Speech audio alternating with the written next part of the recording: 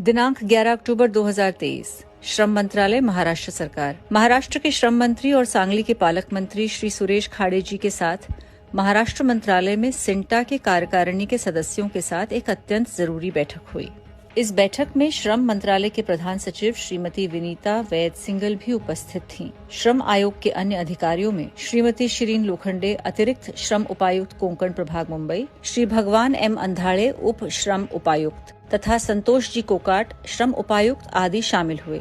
इस मीटिंग में श्री योगेश सागर जी, आमदार चारकोप तथा महाराष्ट्र सरकार के पूर्व मंत्री के साथ शामिल सिंटा कार्यकारिणी के सदस्य इस प्रकार हैं: श्री दर्शन जरीवाला, उपाध्यक्ष; श्री संजय भाटिया, सह सचिव; श्रीमती टीना घई, अध्यक्ष केयर कमेटी व कार्यकारिणी सदस्य; श्री रवि झांकल, कार्यकारिणी सदस्य; श्री घनश्याम श्रीवास्तव, संयोजक जोनल टीम, कार्यकारिणी सदस्य; श्री अयूब खान, अध्यक्ष मीडिया कमेटी, कार्यकारिणी सदस्य। श्रम मंत्री के समक्ष कलाकारों की समस्याओं को उठाते हुए ये अपील की गई कि कलाकारों की समस्याओं को सुलझाने के लिए एक शिकायत निवारण समिति गठन करने की अत्यंत आवश्यकता है।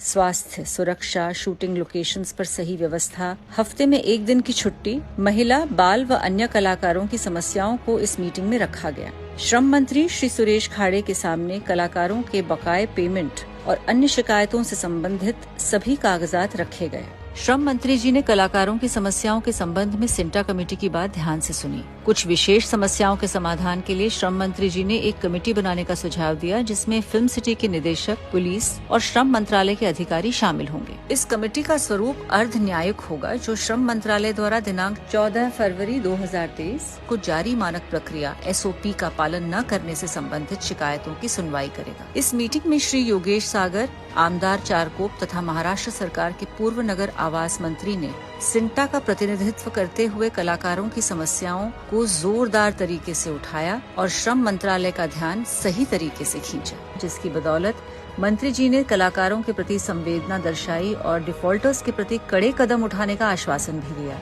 मंत्री जी के सामने आर्थिक रूप से कमजोर कलाकारों की चिकित्सा संबंधी समस्याओं को उठाते हुए सिंटा ने मांग की कि चूंकि वे भी श्रम आयोग के तहत आते हैं, उनका इलाज भी कामगार अस्पतालों में किए जाने का प्रावधान हो। इस पर मंत्री जी ने सकारात्मक रुख अपनाते हुए कहा कि वे शीघ्र ही इन कलाकारों को भी कामगार अस्पताल में इलाज करवाने वालों की सूची में शामिल करने के लिए केंद्र सरकार से सिफारिश करेंगे। अगर ऐसा होता है तो आर्थिक रूप से कमजोर कलाकारों के ऊपर चिकित्सा खर्च का बोझ काफी हद तक कम हो जाएगा। दूर दराज के इलाकों में शूटिंग लोकेशन से महिला, बाल व अन्य कलाकारों को रात के समय ट्रांसपोर्टेशन की सुविधा उपलब्ध कराने के संबंध में संबंधित लोगों से बात की जाएगी, ऐसा आश्वासन भी मंत्री जी ने दिया। ये मीटिंग अत्यंत ही अच्छे माहौल में हुई।